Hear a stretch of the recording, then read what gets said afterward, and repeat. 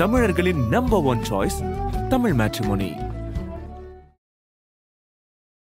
விஜயோட இன்டென்ஷனே மக்கள் எல்லாத்தையும் கொண்டு வந்து கொள்ளணும் அப்படின்னா தான் இவர் மேல நீங்க பழிய போட முடியும். ஆனா அப்படி ஒரு பழியை வந்து இன்னைக்கு இருக்கக்கூடிய ஆளும் அரசு விஜய் மேல போடவே முடியாது. போட்டா அது விஜய்க்கு சாதகமா போயிடும். இன்னைக்கு விஜய் இன்னைக்கு வெளிப்படைய எம் மேல டைரக்டா மோதுங்கன்னு சொல்றதும் அதை பொறுத்து தான். நீ தொட்டுப்பாரு, நீ தொட்டினா அது விஜய்க்கு சாதகமா மாறும். அது திமுக நல்லாவே தெரியும். விஜயை தொட மாட்டாங்க. ஆனா விஜயை சுத்தி இருக்கக்கூடிய அத்தனை பேரையும் அவங்க தொடுவாங்க.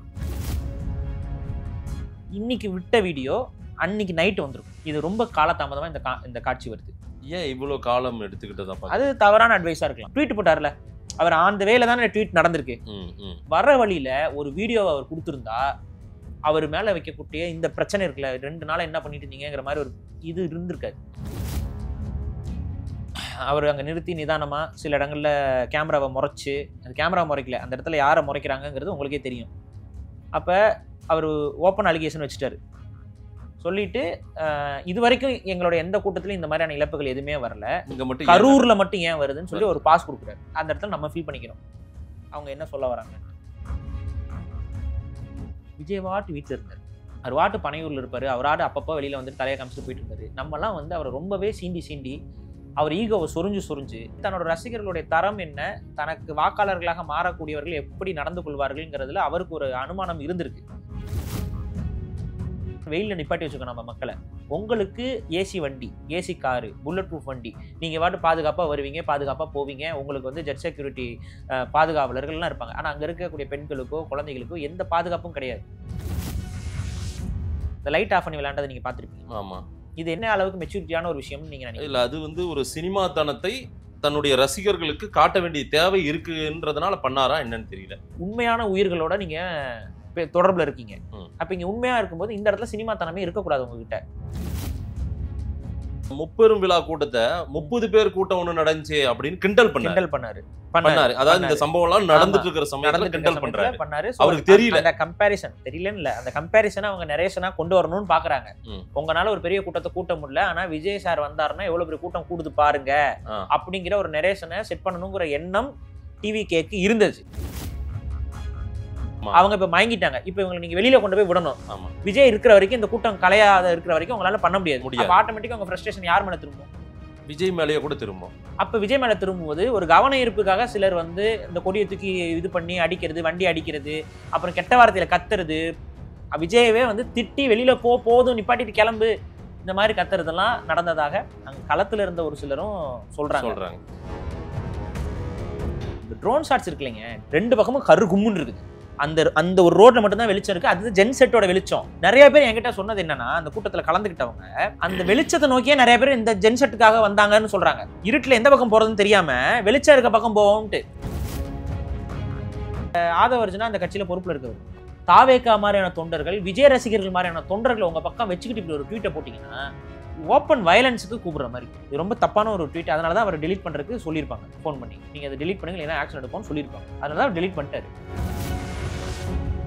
ஆதம் தமிழர்களுக்கு வணக்கம்.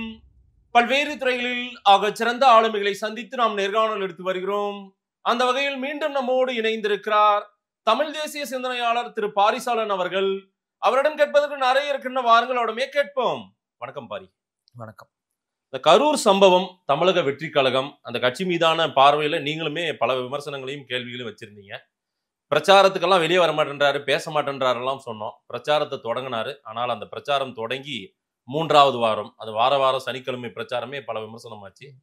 ஒரு 3வது வார பிரச்சாரம் நாமக்கல், கரூர். நாமக்கல் கொடுத்த டைமுக்கு அவர் அங்கே போய் பேசலை. எங்கேயுமே அவர் கொடுத்த டைம்ல போய் பேசலை.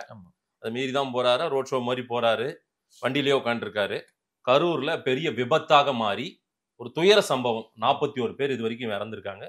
ஒரு 50 பேர் இப்போ கேஷுவாலிட்டியில் இன்னமும் மருத்துவமனையில் தான் இருக்காங்க. என்ன காரணம்? இது எங்கே தப்பு பண்ணியிருக்காங்க? எங்கே இவ்வளோ பெரிய உயிரிழப்பு, துயர சம்பவம் நடக்க யார் காரணமாக இருந்திருக்காங்க? தனிப்பட்ட ரீதியாக இவர் காரணம் அவர் காரணம்னு சொல்கிறத விட சில நடைமுறை சிக்கல்கள் இங்கே உருவாகிருக்கு. அதில் சில பேரோட சுயநலம் இருக்குது, சிலரோட அரசியல் இருக்குது. இதில் எப்படி நம்ம பார்க்குறோம் அப்படின்னா, விஜய் அவர்கள் ஆரம்பத்துலேருந்தே ஒரு கான்சியஸில் இருந்தார். தான் வெளியில் வந்தால் தன்னோட ரசிகர்கள் வந்து அட்ராசிட்டி பண்ணுவாங்கங்கிறது அவருக்கே ஓரளவுக்கு தெரிஞ்சதாக இருந்திருக்கு. நம்ம தான் அதை புரிஞ்சுக்கல. அவரே வந்து அதிகமாக வெளியில் வராமல் போராட்டம் செய்யறவங்களெல்லாம் இவர் வீட்டுக்குள்ள வச்சு கூப்பிட்டுக்கிட்டு சந்திச்சுக்கிட்டு இருந்தப்ப நம்ம எல்லாருமே ஒரு விமர்சனத்தை முன் வச்சுக்கிட்டே இருந்தோம், நான் உட்பட. என்னன்னா, இவர் போய் போராட்ட காலத்துல சந்திக்காம அவங்கள இவர் வீட்டுக்கு வர வச்சு சந்திக்கிறாரு. அதே போல நிவாரணம் கொடுக்கும்போதும் கூட நீங்க வீட்டுக்கு வாங்க, நான் நிவாரணம் தரேன் அப்படிங்கிற மாதிரி பண்றாரு. அப்ப அவருக்கு தன்னோட ரசிகர்களுடைய தரம் என்ன, தனக்கு வாக்காளர்களாக மாறக்கூடியவர்கள் எப்படி நடந்து கொள்வார்கள்ங்கிறதுல அவருக்கு ஒரு அனுமானம் இருந்திருக்கு. அட்ராசிட்டின்ற வார்த்தை, தரம்ன்ற வார்த்தை, இதெல்லாம் இதெல்லாம் சொல்லிதானங்க ஆகணும். இப்பவும் பேசலைன்னா எப்பதான் பேசுறது? இல்ல, இது கூடிய கூட்டம் விபத்தாக மாறி இருக்கு. அதுதாங்க, இல்ல யாரும் ஆட்டம் பாட்டம் கொண்டாடத்தோட இருந்து விபத்தாகல, நெரிசல் இருங்க, ஒரு ஸ்டாம்பேட் நடந்திருக்கு. ஆமா, இது எல்லாமே ஸ்டாம்பேட் அப்படிங்கிறது மனிதர்களுக்கு அது வச்ச பேர் கிடையாது. ஸ்டாம்பேட் அப்படிங்கிறது வந்து எரும மாடு கூட்டம் இருக்கு பாத்தீங்களா, எரும மாடு கூட்டம் நசுக்கிட்டு சாகிறது தான் ஸ்டாம்பேட். ஆனா அதை வந்து இன்னைக்கு மனிதர்களுக்குள்ள சொல்ல வேண்டிய இடத்துக்கு நம்ம வந்துட்டோம். அந்த அளவுக்கு நம்மளோட மக்கள் வந்து உங்களுக்கே தெரியும், வடக்குல ஏதோ ஒரு மகாமகமே ஏதோ ஒரு இதுல ஒரு விழா மாதிரி ஏதோ ஒன்று பண்ணாங்க. அப்ப நிறைய பேர் இறந்தாங்க. இப்ப சமீபத்துல நடந்துச்சு. அந்த நேரத்துல நம்ம எல்லாம் என்ன சொன்னோம், வடவர்களுக்கு இந்த ஆன்மீக இதுல அறிவில்லாம அலைறாங்கன்னு நம்ம எல்லாருமே இங்க சவுத்துல இருந்து பேசிக்கிட்டு இருந்தோம். கும்பமேளா ஒண்ணு நடந்துச்சு. அதுல நிறைய பேர் ஓரளவுக்கு இறந்தாங்க. அது ஒரு எனக்கு தெரிஞ்சு 40-50 பேர் தான் அதுலயும் இறந்தாங்க. அப்ப எல்லாருமே இங்க இருந்து நம்ம அது நேஷனல் நியூஸ்ல வந்துச்சு. நம்ம எல்லாரும் என்ன சொன்னோம், அவங்களுக்கு ஆன்மீகம்னு வந்துருச்சுன்னா அவங்க கண்ணு முன்னு பார்க்காம அலைறாங்க, நம்ம மக்கள் அப்படி கிடையாது, அதுவும் தமிழ்நாட்டு மக்கள்லாம் வந்து பகுத்தறிவோட இருப்பாங்க அப்படிலாம் நம்ம உட்காந்து பேசிக்கிட்டு இருந்தோம். ஆனா அவனாச்சும் சாமிக்காக போய் உயிரை கொடுத்தான். இங்க இருக்கிறவங்க வந்து சினிமா நடிகர்களுக்காக இப்பதான் ஒரு கட்சி ஆரம்பிச்சிருக்காரு. அதுக்காகலாம் இவ்வளவு நெருக்கடியை போட்டுக்கிட்டு வரிசைக்கா நான் வரேன், இங்க எங்கெங்க தவறு நடந்துச்சுன்ட்டு. ஒரு தலைவரை போய் பார்க்க போறதோ இல்ல ஒரு தலைவருக்காக போய் கூடுறதோ இங்க பிரச்சனை கிடையாது. அந்த தலைவரும் அதுக்கு தகுந்த மாதிரி தன்னுடைய தொண்டர்கள் எந்த விதமான பாதிப்பும் அடையக்கூடாதுங்கிற சிந்தனையோட இருந்திருக்கணும். இல்ல, அவரு தான் ஒரு முறையும் அறிக்கை, ஏற்கனவே போலீஸ் நிபந்தனை வேற, இவர் ஒரு நிபந்தனையை சொல்லுவாரு. அதுதாங்க, குழந்தைகளை கொண்டு வராதீங்க, அதெல்லாம் அவர்லாம் சொல்லிதான் இருந்தாரு. அதையும் மீறி அவங்க பல பேர் குழந்தைகளை கொண்டு வந்துட்டு தான் இருந்தாங்க. சில இடத்த தவிர்க்க முடியாது. ஆனா வந்து ஆனா அவர் சொல்லிட்டாரு, அது அவர் அந்த இடத்துல குழந்தைகள் ஏன் வந்தாங்க போனாங்கன்னு நீங்க விஜய் கிட்ட கேள்வி கேட்க முடியாது. அதுல எனக்கு புரியுது எனக்கு. ஏன்னா சொல்றாங்க, அதையும் கேட்காம இவங்க வராங்க அப்படிங்கும் பொழுது புரிஞ்சுக்கணும். இங்க என்ன இஷ்யூ அப்படின்னா, இவர் இங்க வர அந்த கூட்டத்துக்கு ஒரு சரியான நேரத்துக்கு, அதாவது காவல்துறையிட்ட அனுமதி கேட்ட அந்த குறிப்பிட்ட நேரத்துக்கு கொஞ்சம் கூட குறைச்ச கம்மியா வந்திருந்தாருன்னா, இப்ப ஒரு 1 மணி நேரம் லேட்டா வந்திருந்தாரு, டிலே ஆயிட்டாரு அப்படின்னா அது நியாயப்படி நீங்க சொல்லலாம். அதிகபட்சம் 2 மணி நேரம் கூட 2 மணி நேரம் கூட நீங்க அதை நியாயப்படுத்தலாம். எங்க வர வழியில ஒவ்வொரு இடத்துல நின்று பேசுறதுக்கு, கூட்ட நெரிசலுக்குள்ள டிராவல் ஆகி வரக்கு கஷ்டமா இருக்கு அப்படின்னு ஏதாவது ஒன்று சொல்லலாம். அவர் எப்ப நேரம் சொன்னாரு, எந்த நேரத்துக்கு 12 ஹாலுக்கு நடக்க வேண்டிய 12:45 நடக்க வேண்டிய கூட்டத்தை நைட்டு 7 மணிக்கு நீங்க வரீங்க அப்படின்னா 12:45 எங்க இருக்குது, நைட் 7 மணி எங்க இருக்குது? இன்னொன்னு 8:45 நாமக்கல் டைம் அவர் பேசுறது. இங்கதான் ஃபிளைட் ஏறுறீங்க, ஃபிளைட் சென்னையில இருந்து ஃபிளைட் ஏறுது. 6 மணிக்கு அந்த கூட்டம் அங்க லைவ், எனக்கு தெரிஞ்சு 5:30 மணிக்கு லைவ் காட்ட ஆரம்பிச்சாங்க. விஜய் அங்க வரப்போறாரு, 8:45 விஜய் அங்க வந்துருவாரு. அப்ப போய் எல்லாரும் கிளம்பி வரமாட்டாங்க. அப்ப விஜய்க்கு முன்னாடி அங்க போய் நின்னாதான் அந்த இடம் பிடிச்சி விஜயை நேர்ல பார்க்க முடியும்னு சொல்லிட்டு பக்கத்துல போறதுக்கு மக்கள் போயிருப்பாங்க. அதுல ஒரு சிலர் ஒரு கட்சிக்காரங்களாம் ஏற்பாடுகள்லாம் எப்படி இருக்குன்னு போறது பாக்குறது இது பண்றதுக்குலாம் அப்ப 6 மணில இருந்தே கூட்டம் சேர ஆரம்பிச்சிடும். அங்க 6 மணில இருந்து அவங்க கூட்டம் சேரும்போது குறைஞ்சபட்சம் நீங்க 6 மணிக்கு விமானத்துல பறந்து வந்துகிட்டு இருந்தீங்கன்னா ஏதாவது பேசலாம். நீங்க 8 மணிக்கு 8:45 நாங்க இருப்பேன் அப்படின்னு சொல்லிட்டு பர்மிஷன் வாங்கிட்டு 8:45 சென்னையில நீங்க ஃபிளைட் ஏறீங்க. இது என்ன கான்செப்ட்? எப்படியும் அங்க போறதுக்கு 3 மணி நேரம் ஆகும். சரிங்களா, ஃபிளைட்லயே போனீங்கனாலுமே 3 மணி நேரம் ஆயிரும். எதுக்கு கிளம்பும் போதே நீங்க 3 மணி நேரம் டிலேல தான் கிளம்புறீங்க. அப்புறம் அங்க போயிட்டு அங்க நீங்க ரோட்வேல போயிட்டு வரும்போது கொஞ்சம் டிலே இருக்கதான் செய்யும். நீங்க அதை மறுக்க முடியாது, அந்த டிலே இருக்கும். அப்ப அந்த டிலே இது கூட ஆட் ஆகி கடைசியில் என்ன ஆகுது, 12:45 நீங்க நடத்த வேண்டிய ஒரு கூட்டம் அங்க நடக்கிறது 7 மணிக்கு. இப்ப இங்க கேள்வி என்னன்னா, 7 மணிக்கு அங்க மக்கள் அசம்பிள் ஆயிருந்தாங்கன்னா இவ்வளவு பெரிய பிரச்சனையும் ஆயிருக்காது. இல்ல ஒரு 6 மணிக்கோ இல்ல 5 மணிக்கோ அசம்பிள் ஆயிருந்தாங்கன்னா அவங்களுக்கு இந்த பிரச்சனையும் வந்திருக்காது. ப்ராப்ளம் என்னன்னா 12 மணிக்கு கூட்டங்கிறதுனால அந்த ஊர்லயே கரூர்லயே கிட்டத்தட்ட வந்து மக்கள் வந்து ஒரு 9 மணி இந்த வாக்குலயே மக்கள் அங்க சேர ஆரம்பிச்சிடுறாங்க. காலையில அன்னைக்கு சீதோஷ்ணம் நமக்கு சாதகமா இல்ல, முழுக்க வெயில், கடுமையான வெயில்ல மக்கள் நிழல் இல்லாம இது இல்லாம நெருக்கடியில, அது இல்லாம ஒரு குறிப்பிட்ட இடத்துல அதிகமான மக்கள் இருக்கும்போது அவங்களோட கார்பன் டை ஆக்சைடு லெவலும் அதிகரிச்சிடும். நீங்க சுவாசத்துல இப்ப ஒரு இடத்துல 10 பேர் இருக்கிற இடத்துல நீங்க ஒரு 100-200 பேரை நீங்க நிப்பாட்டினீங்கன்னா கொஞ்ச நேரத்துல ஆக்சிஜன் லெவல் குறைஞ்சிடும். கொஞ்சம் ஒரு மயக்க ஓப்பன்ல பெருசா பாதிக்காது. ஆனாலும் இது இத சொல்ல முடியாது. ஏன்னா இது வந்து அவ்வளவு நெருக்கடி அங்க ஆயிடுச்சு. அட்மாஸ்பியர் தாங்க ஒருத்தருடைய அந்த உடல் ஆமா. நிலையே பக்கத்துல வந்து CO2 லெவலும் இருக்கும்போது நிறைய பேருக்கு இந்த மயக்கம் வந்து சீக்கிரம் வர்றதுக்கான வாய்ப்பு அதிகரிக்கும். ஓகே. அது இல்லாம வெயில் நேரங்கிற வேற டீஹைட்ரேஷனும் பெரிய அளவு இருந்திருக்கும். அப்ப குழந்தைகள் உங்களுக்கு எல்லாம் டீஹைட்ரேஷன், ஹீட் ஸ்ட்ரோக் இந்த மாதிரி நிறைய விதமான பிரச்சனைகள் இருக்கு. இதெல்லாம் விஜய் அவர்கள் மனசுல வச்சிருந்திருக்கணும். இதெல்லாம் மனசுல வச்சிருந்திருக்கணும். வெயில்ல நிப்பாட்டி வச்சிருக்கோம் நம்ம மக்களை. உங்களுக்கு ஏசி வண்டி, ஏசி காரு, புல்லட் ப்ரூஃப் வண்டி, நீங்க பாட்டு பாதுகாப்பா வருவீங்க, பாதுகாப்பா போவீங்க. உங்களுக்கு வந்து ஜெட் செக்யூரிட்டி பாதுகாவலர்கள்லாம் இருப்பாங்க. ஆனா அங்க இருக்கக்கூடிய பெண்களுக்கோ குழந்தைகளுக்கோ எந்த பாதுகாப்பும் கிடையாது. அங்க இருக்கக்கூடிய நெரிசல் கலந்துக்கிட்டவங்க எல்லாம் சொல்றதெல்லாம் கேட்கும் பொழுது பெரிய அளவு நெருக்கடி இருந்திருக்கு, பெரிய அளவு சிக்கல்கள் இருந்திருக்கு. அதையும் கடந்து அவங்க நிக்கிறாங்கன்னா ஏதோ ஒரு விதத்துல உங்க மேல அவங்க வச்சிருக்கக்கூடிய அக்கறையும் பாசமும் தான். அதே அக்கறையை விஜய் அவர்கள் அவங்களுடைய ரசிகர்கள் மீது வைத்திருந்தால் குறைஞ்சபட்சம் 8:45க்கு இங்க கூட்டத்தை வச்சுட்டு நீங்க 8:45க்கு ஃபிளைட் ஏற மாட்டீங்க. அப்ப இந்த இடத்துல அந்த அக்கறை அவருக்கு வரல. அந்த அக்கறை இல்லாம அவருடைய சுயநல சிந்தனை அந்த இடத்துல வெளிப்படுது. இல்ல இதுல என்ன சுயநலம்? இன்னொரு சம்பவத்தை சொல்றேன். இந்த லைட் ஆஃப் பண்ணி விளையாண்டதை நீங்க பாத்திருப்பீங்க. ஆமா. இது என்ன அளவுக்கு மெச்சூரிட்டியான ஒரு விஷயம்னு நீங்க நினைக்கிறீங்க? இல்ல அது வந்து ஒரு சினிமாத்தனத்தை தன்னுடைய ரசிகர்களுக்கு காட்ட வேண்டிய தேவை இருக்குன்றதுனால பண்ணாரா என்னன்னு தெரியல. ஒரு சின்ன விளையாட்டுத்தனம் தானே அது. சின்ன விளையாட்டுத்தனமா இருந்தாலும் அது ஒரு விதமான ஒரு சரியான சிந்தனை அல்ல. அது நீங்க லைட் ஆஃப் பண்ண உடனே அவங்க எல்லாம் அப்படியே அமைதியா இருக்கிறதும், லைட்டை போட்டோன்னா எல்லாரும் கத்துறதும், அப்ப வந்து திரும்ப இதை வந்து நீங்க ஒரு திரை சார்ந்த ஒரு கூட்டமாகத்தான் பாக்குறீங்க. அங்க உங்க திரையில வந்து ஸ்டண்ட் ஆர்டிஸ்ட் வந்து நடிப்பாங்க.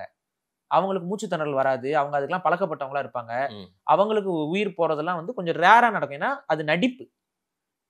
ஆனா இங்க அப்படி கிடையாது. இது உண்மையான உயிர்களோட நீங்க தொடர்புல இருக்கீங்க. அப்ப இங்க உண்மையா இருக்கும்போது இந்த இடத்துல சினிமாத்தனமே இருக்கக்கூடாது உங்ககிட்ட.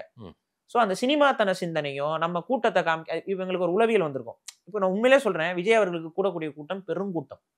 அந்த கூட்டம் மற்ற எதிர்கட்சிகள் மத்தியில பெரிய அளவு உளவியல் சிக்கல்களை உருவாக்கும்.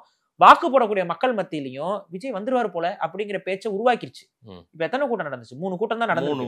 3 ரோட் ஷோலயே ஆட்சிக்கு வந்துருவாரு போலயா பேச ஆரம்பிச்சிட்டாங்க மக்கள். இவ்வளவு கூட்டம் கூடுது, எக்கச்சக்கா கூடுறாங்கயா, உயிரா இருக்காங்க, உண்மையா இருக்காங்கன்னு வருது. நடுவுல பாத்தீங்கன்னா அந்த நாகப்பட்டினத்துல மட்டும் கொஞ்சம் கூட்டம் கம்மியாச்சு. நாகப்பட்டினத்துல கூட்டம் கம்மியான உடனே திமுகவுடைய ஐடி விங்கு இல்ல அவருடைய எதிர்கட்சி ஐடி விங்ல என்ன பண்ண ஆரம்பிச்சிட்டாங்கன்னா, அதான் பாத்தீங்களா அவ்வளவுதான், ஒரு கூட்டம் வருவான், 2 கூட்டம் வருவான், 3வது கூட்டத்துல கூட்டம் குறைஞ்சிருச்சுன்னு சொல்லி ஒரு உசுப்பேத்துற வேலைய நிறைய பண்ணியிருந்தாங்க. சோ நாகப்பட்டினத்துல கூட்டம் கொஞ்சம் குறைஞ்சுதான் வந்துருச்சு. ஆட்டோமேட்டிக்கா இந்த ஒரு வெறி வந்து விஜயோடைய கட்சிக்குள்ள இருக்கக்கூடிய தொண்டர்களுக்கு அவருடைய ரசிகர்களுக்கு வந்திருக்கும்.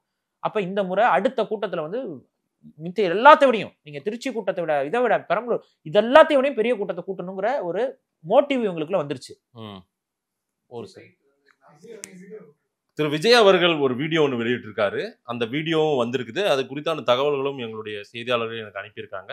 எங்களுக்கு கொடுத்த இடத்துல நாங்கள் போய் பேசணும், அதை தவிர நாங்கள் வேற எந்த தப்பும் பண்ணலை, அலிகேஷனும் வச்சிருக்காரு போல. சிஎம் சார் பழி வாங்க நினைச்சீங்கன்னா நான் வீட்டில் தான் இருக்கேன், அலுவலகத்தில் இருக்கேன், என்னைய வந்து நீங்கள் என்ன வேணா செய்யுங்க, ஆனால் எங்கள் தொண்டர்களையும் எங்கள் நிர்வாகிகளையும் நீங்கள் அவங்கள தொடாதீங்க அப்படின்றாரு. நானும் சக மனிதன் தானே, எனக்கும் இவ்வளவு பேர் பாதிக்கப்பட்டாங்கன்னா நான் ஏன் அங்கிருந்து வந்தேன்னா இதுவும் ஒரு பிரச்சனை ஆயிடக்கூடாதுன்ட்டு நான் வந்து வந்துட்டதாக அவர் சொல்றாரு. வேற எங்கேயுமே நடக்காத பிரச்சனை கரூர்ல மட்டும் ஏன் நடக்கணும், எல்லா உண்மையும் அந்த மக்களுக்கு தெரியும்ன்றாரு. அலிகேஷன் வைக்கிறாருன்னு நினைக்கிறேன். எனக்கு தெரிஞ்ச அவர் வந்து ஏதோ சந்தேகத்தைக்குரிய ஒரு விஷயத்த அவர் சொல்றாரு. அவர் இன்னுமே அவர் சந்தேக பார்வையிலேயே இருக்காரா? அதாவது நீங்க இந்த பேட்டி முழுக்க நீங்க ஸ்டார்டிங்ல இருந்து சொன்னது அவங்களுடைய லேப்ஸ சொல்லிட்டு இருந்தீங்க. ஆனா அவரு ஒரு அலிகேஷன் வைக்கிறாரு, உண்மை தெரியும், ஒரு நாள் உண்மை வரும்ன்றாரு. அல்ல இப்ப என்னன்னா, இப்ப கண்டிப்பா வந்துட்டு விசாரிக்கப்படணும், அதுல யாருக்குமே இங்க மாற்றுக்கிறது இல்ல. நம்ம இன்ஃபேக்ட் நான் அதை போடுறதுக்கு நடுவுல இந்த வீடியோ வந்தனால நீங்க அதை சொல்றீங்க. ஆமா ஆமா. இப்ப நம்ம அந்த வீடியோட ஃப்ளோலயே போயிருவோம். ஏன்னா ஃபர்ஸ்ட் நம்ம வந்து டிவிகே உடைய சில மிஸ்டேக்ஸ் சொல்லிட்டு இருந்தோம். லேப்ஸ்.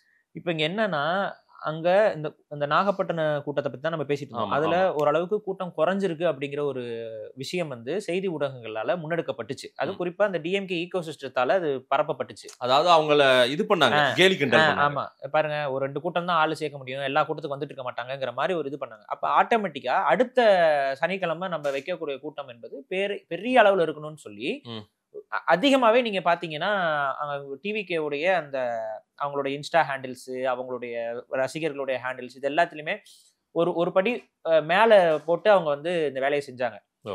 அது மட்டும் இல்லாம இந்த திமுக இப்ப ஒரு சமீபத்துல ஒரு நாற்காலிகள் மாநாடு கூட ஒண்ணு பண்ணாங்க. உங்களுக்கு முப்பெரும் விழா. தெரியும். முப்பெரும் விழா, அது ஆமா. நாற்காலிகள் மாநாடு. ம். அந்த முப்பெரும் விழா இதெல்லாம் பண்ணிட்டு அதுக்கு ஒரு இன்ஃப்ளூயன்சிங் மார்க்கெட் எல்லாம் பயன்படுத்தி எல்லாரும் ஒரே டைலாக் ஒரே மாதிரி சொல்லி ஒரு எக்ஸ்போஸ் ஆனாங்க, பார்த்திருப்பீங்க. ம், ம். So இதெல்லாம் நடக்கும் பொழுது இதுக்கு எதிரா டிஎம்கே இப்படி பண்ணுது கூட்டம் சேர்க்கறதுக்கு. ஆனா டிவிக்கு எவ்வளோ எளிய முறையில எவ்வளவு பெரிய கூட்டத்தை சேர்க்கறாங்க பாருங்கிற மாதிரி ஒரு சேலஞ்சா எடுத்து பண்ணாங்க. ஓ. அதுல வந்துட்டு உங்களுக்கே தெரியும், கரூர்ல வந்துட்டு இருக்கக்கூடிய மிக முக்கியமான நபர்கள் செந்தில் பாலாஜி இவங்க எல்லாரையும் கார்னர் பண்ணி சில பேர் வந்து வீடியோஸ் போட்டு கூட்டத்தை பெரிய அளவு காட்டணுங்கிற ஒரு முன்னெடுப்பு நடந்துச்சு. இந்த ஸ்டேட்மெண்ட் அதிகமா போச்சு. அதாவது செந்தில் பாலாஜி கோட்டையில் ஓட்டை போடுவாரா விஜய், ஆமா. இப்படி எல்லாம் கூட டைட்டில் ஆமா. வச்சு அந்த நிறைய பேர் நரேஷன் video. அந்த நரேஷன் போக ஆரம்பிச்சது. ஆஹா. அப்ப கரூர்ல ஒரு பெரிய கூட்டத்தை கூட்டணும் அப்படிங்கிறது விஜய் அவருடைய சிந்தனையா இல்ல டிவிகே உடைய நிர்வாகிகளோட சிந்தனையாங்கிறது ரெண்டாவது. இல்லங்க, நான் இந்த நேரத்திலே கேட்டனா கரெக்டாங்க. அவங்களுக்கு ஆர்கானிக்காவே கூட்டம் கூடுது, ஆமா. வந்து பாத்துறாங்க விஜய். ஆமா தானே? ஆமா ஏற்கனவே வந்து ஒரு கூட்டம் அங்க அசெம்பிள் ஆயிடுச்சு. ஆமா. அவங்களுக்கு அதையும் மீறி ஏன் இன்னும் நிரப்பணும்னு நினைச்சது? ஆர்கானிக்கா கூடுற கூட்டத்தை விடவே இந்த முறை அதிகமா கூட்டினாதான் நம்மளுடைய முழு வீச்சுல இது காட்டணும் அப்படிங்கறது அவங்களோட பிளான். இன்னொன்னு, அவரு அந்த முப்பெரும் விழா கூட்டத்தை 30 பேர் கூட்டம் ஒண்ணு நடந்துச்சு அப்படின்னு கிண்டல் பண்ணாரு. அதாவது இந்த சம்பவம் எல்லாம் நடந்துட்டு இருக்கிற சமயத்துல கிண்டல் பண்றாரு. அவருக்கு தெரியல, அந்த கம்பேரிசன் தெரியலன்னு இல்ல, அந்த கம்பேரிசனை அவங்க நரேஷனா கொண்டு வரணும்னு பாக்குறாங்க. உங்களால ஒரு பெரிய கூட்டத்தை கூட்ட முடியல, ஆனா விஜய் சார் வந்தாருன்னா எவ்வளவு பெரிய கூட்டம் கூடுது பாருங்க அப்படிங்கிற ஒரு நரேஷனை செட் பண்ணணுங்கிற எண்ணம் டிவிகேக்கு இருந்துச்சு.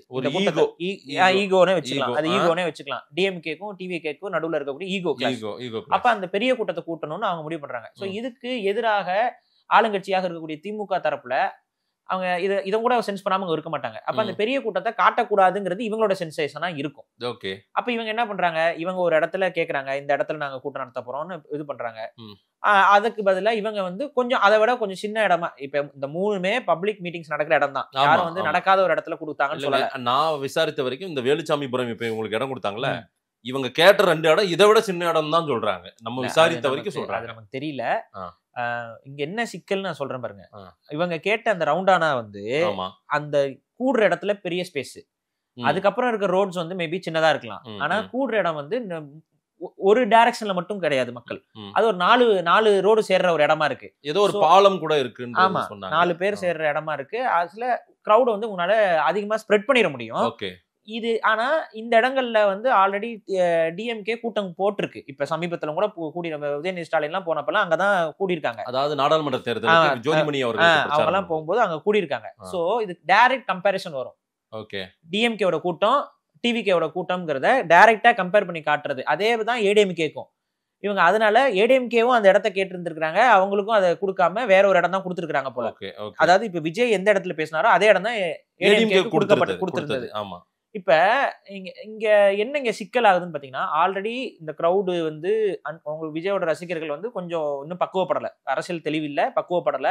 அப்ப அவங்களுக்கு அந்த கிரௌட் மேனேஜ்மெண்ட் தெரியாது. பட் ஏடிஎம்கேக்கு அது பலந்துன்னு கொட்டப்பட்ட கட்சி அது. அதனால அவங்க மக்களுடைய கிரௌட் மேனேஜ்மெண்ட் அவங்களுக்கு ஓரளவுக்கு தெரியும். எவ்வளவு பேர் கொண்டு வரணும், எவ்வளவு பேர் காட்டணும், எங்க நிப்பாட்டணும், எப்படி அவங்களை நகர்த்தி கொண்டு போகணும் தெரியும். அப்ப அவங்க அதே இடத்துல கூடும் பொழுது கூட்டம் இருந்தாலும் அவங்க, அதாவது ஓவர் கூட்டம்னு சொல்லிட முடியாது, அவங்களுக்கு ஒரு நல்ல கூட்டம். அது ஆர்கனைஸ்டு. ஆமா, ஆமா, இது அன்ஆர்கனைஸ்டா மாறிடுச்சு. அவங்களும் கொஞ்சம் ஆர்கனைஸ்டா தான் கூப்பிட்டுருப்பாங்க. அது போக அது எக்ஸஸா கூட்டம் வருதுங்க. இப்ப நான் ஒரு சிம்பிளா சொல்றேன், இல்ல எக்ஸஸா இவங்களால கொண்டு வந்து இது அடைக்கப்பட்டது, திணிக்கப்பட்டதா? இவங்க வந்து இப்ப விஜய் எல்லாரும் தூக்கிட்டு வந்து போடல. விஜய் அங்க வராருன்னு தெரிஞ்சோடனே ஆர்கானிக்கா ஒரு கூட்டம் இருக்கு. இவங்க ஆர்கனைஸ் பண்ணி அங்க நிக்கிறவங்களும் நின்றுட்டு இருப்பாங்க, காலையில இருந்து நின்றவங்களும் நின்றுட்டு இருப்பாங்க. விஜய் வராருன்னு தெரிஞ்ச உடனே அவர் வரும் பொழுதும் கூட்டம் வந்து உள்ள நோக்கி வருது. எக்ஸாம்பிள் வந்து விஜய் எங்க இருந்து பேச போறாருங்கிற இடம் இருக்கு பாத்தீங்களா, அந்த பாயிண்ட் வந்து ஒரு கிரவுண்ட் மாதிரி கிடையாது. அது எப்படின்னா அதுவும் ஒரு ஸ்ட்ரீட் தான். அப்ப விஜயோட சென்ட்ரல் பாயிண்ட்ல எல்லா மக்களும் நெருக்குறாங்க. அப்ப அந்த நடுவுல இருக்கக்கூடிய நெருக்கம் வந்து அதிகரிக்குது. இப்ப இந்த நெருக்கத்துக்குள்ள இந்த ஆம்புலன்ஸ்கள்லாம் வந்திருக்கவே கூடாது. அது யார், இவங்க சில பேர் மாறி மாறி பழி போட்டுக்கிறாங்க. நீங்க தான் ஆம்புலன்ஸ் உள்ள விட்டீங்கிறாங்க, உங்க கொடி போட்டு ஆம்புலன்ஸ் தான் வந்துச்சுங்கிறாங்க. இந்த மாறி இந்த பழி போட்டுக்கிறாங்க. ரெண்டு இது நமக்கு தெரியல, யார் உண்மையா அந்த ஆம்புலன்ஸ் ஓட்டிட்டு வந்தா, எதுக்கு ஓட்டிட்டு வந்தாலும் தெரியல. பட் யார் ஓட்டிட்டு வந்திருந்தாலும் இவ்வளவு கிரௌடுக்குள்ள ஒரு ஆம்புலன்ஸை கொண்டு வர்றது, அது ஒரு ஆம்புலன்ஸ் இல்ல, அங்க நமக்கு வர சோர்சஸ்ல வந்து நிறைய ஆம்புலன்சஸ் வந்து உள்ள எங்கேயும் போய்கிட்டு நிறைய பேர் மயங்க ஆரம்பிச்சிட்டாங்க. ஒன்னொன்னா மயங்க ஆரம்பிச்சிட்டாங்க. அதுதான் இந்த ஆம்புலன்ஸ் இந்த கிரௌடுக்குள்ள வருது பாருங்க. ஆமா, இது சாதாரண விஷயம் இல்ல. இப்படி இந்த கிரௌடுக்குள்ள வர அங்க பிரஷர் வந்து பில்ட் ஆயிட்டே இருக்குது. ஓகே, அது நம்மளால வீடியோலயே பார்க்க முடியுது. அந்த ஆம்புலன்ஸ் உள்ள வரும்போது மக்கள் அலை மாதிரி சாயறாங்க, அப்படியே ஒரு அலை சாஞ்ச மாதிரி சாயறாங்க. அதான் அந்த வண்டி உள்ள வர கேப்புக்கு ஆட்கள் அப்படியே நகர்றாங்க. அப்ப அது இவங்க முன்னாடி இருக்கவங்களாம் நகர என்னன்னா பின்னாடி அது வந்து பெரிய அளவு இம்பாக்டை கிரியேட் பண்ணுது. கீழே நிறைய பேர் விழுவாங்க, இதெல்லாம் நடக்குது.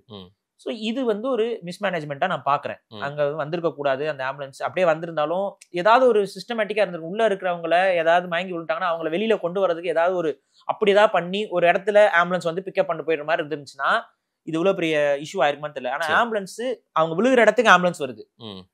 புரியுதுங்களா? ஒரு ஆம்புலன்ஸ் வருது ஒண்ணு, ஒரு 2 பேரும் ஸ்ட்ரெச்சரை தூக்கிட்டு வருது வேற. இது ரெண்டுக்கு வித்தியாசம் இருக்கு. ஒரு ஆம்புலன்ஸ் ஒரு பெரிய வண்டி உள்ள வரும்போது அவ்வளவு நெருக்கடியில வரும்பொழுது அங்க இன்னும் நெருக்கடி அதிகரிக்குது, மூச்சுத்திணறல் அதிகரிக்குது, மக்கள் நகர்றாங்க, இருக்கிற பிளேஸ்ல நிக்க முடியாம நகர்றாங்க. இதெல்லாம் நடக்குது. இது எங்க நடக்குதுன்னா விஜய் அவர்கள் பேசிக்கிட்டு இருக்கும் போதே சைட்ல நம்ம பாக்குறோம் ஒரு சில பேர் கொலாப்ஸ் ஆயிட்டாங்க. ஆமா, அவரே தண்ணி பாட்டில் நிறைய போடுறாரு, எடுத்து தண்ணி பாட்டில் தூக்கி போடுறாரு, நம்ம கொடுக்குறாரு.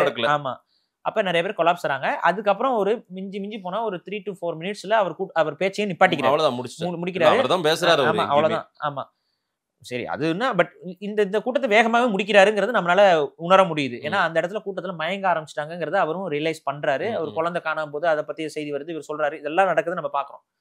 இதுல நீங்க பார்க்க வேண்டியது என்னன்னா சிலர் இப்ப இன்னைக்கு என்ன சொல்றாங்கன்னா கெட்ட வார்த்தையில கத்துறாங்க, சிலர் வந்து செருப்பு தூக்கி அடிச்சாங்க அப்படிங்கிற மாதிரி அந்த பேச்செல்லாம் இருக்கு. இது அங்க களத்துல இருந்தவங்களுடைய சிலர் சொல்ற கருத்து என்னன்னா அங்க ஃப்ரஸ்ட்ரேஷன் பில்ட் ஆயிருச்சு. ஏன்னா விஜய் அவர் பேசுறாங்க, ஒரு குரூப் வந்து விஜய் அவர் பேச்ச கேட்கறதுக்கு ஆர்வமா போகுது. ஆனா இங்க காலையில இருந்து நிக்கிற மக்கள் பெரிய அளவு சஃபர் ஆயிட்டு இருக்காங்க. நிறைய பேர் மயங்கி அன்கான்சியஸா விழுகுறாங்க. அந்த விழுகிறவங்களை காப்பாற்ற முடியாத ஒரு சிச்சுவேஷன்ல இன்னொரு செட் ஆஃப் பீப்புள் இருக்காங்க. ஃபார் எக்ஸாம்பிள், நீங்க என்னதான் விஜய் ரசிகரா இருந்தாலும் இப்ப உங்களுடைய உறவினர்கள் யாரோ நீங்க கூட கூட்டிட்டு போயிருக்கீங்க, அவங்க இப்ப மயங்கிட்டாங்க, இப்ப இவங்களை நீங்க வெளியில கொண்டு போய் விடணும். விஜய் இருக்கிற வரைக்கும் இந்த கூட்டம் கலையாத இருக்கிற வரைக்கும் உங்களால பண்ண முடியாது. ஆட்டோமேட்டிக்கா உங்க ஃப்ரஸ்ட்ரேஷன் யார் மேல திரும்பும்? விஜய் மேலேயே கூட திரும்பும். அப்ப விஜய் மேல திரும்பும்போது ஒரு கவன ஈர்ப்புக்காக சிலர் வந்து இந்த கொடியை தூக்கி இது பண்ணி அடிக்கிறது, வண்டி அடிக்கிறது, அப்புறம் கெட்ட வார்த்தையில கத்துறது, விஜயவே வந்து திட்டி வெளியில போதும் நிப்பாட்டிட்டு கிளம்பு, இந்த மாதிரி கத்துறதெல்லாம் நடந்ததாக அங்க களத்துல இருந்த ஒரு சிலரும் சொல்றாங்க.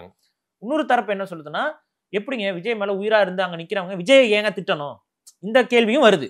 இதுல எது உண்மைன்னு நமக்கு உண்மையிலே தெரியல.